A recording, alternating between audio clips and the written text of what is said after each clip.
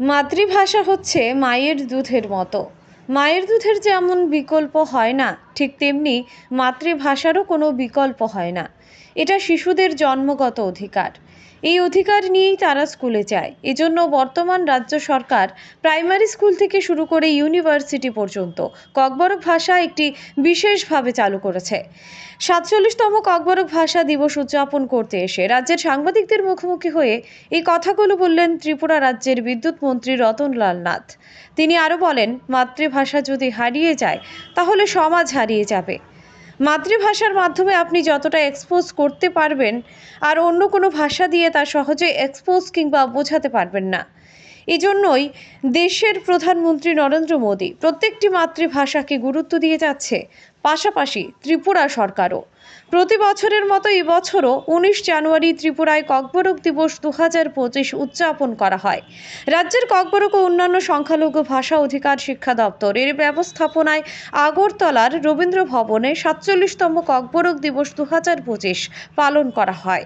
সকালবেলা রবীন্দ্র ভবন প্রাঙ্গণ থেকে এক বর্ণাঢ্য রেলের মাধ্যমে আগরতলা শহরের বিভিন্ন রাজপথ পরিক্রমা করে রবীন্দ্র ভবন প্রাঙ্গণে এসে শেষ হয়। তারপর রবীন্দ্র ভবনের ১ এবং ২ নং হলে আয়োজিত হয় ৪৭তম ককবরক দিবস। আজকের এই বিশেষ অনুষ্ঠানে উপস্থিত ছিলেন মন্ত্রী রতনলাল নাথ সহ ককবরক ডেভেলপমেন্টের চেয়ারম্যান অতুল দেববর্মা এবং ভাইস চেয়ারম্যান তথা বিধায়ক রামপদ জমাতিয়া। এছাড়াও উপস্থিত ছিলেন বিভিন্ন দপ্তরের কর্মকর্তারা এবং স্কুলের ছাত্রছাত্রীরা। Bureau report, digital Tripura.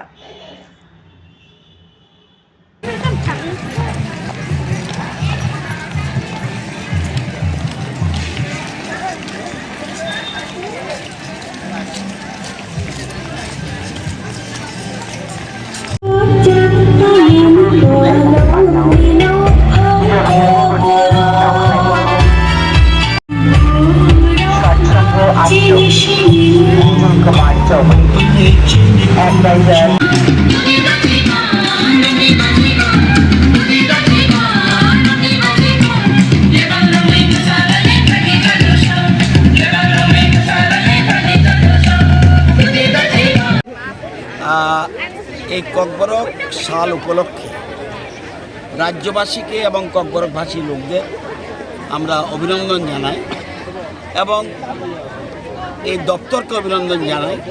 তারা আজকে ককবরক দিবসটি উৎসাহ উদ্দীপনার মাধ্যমে পালন করছে।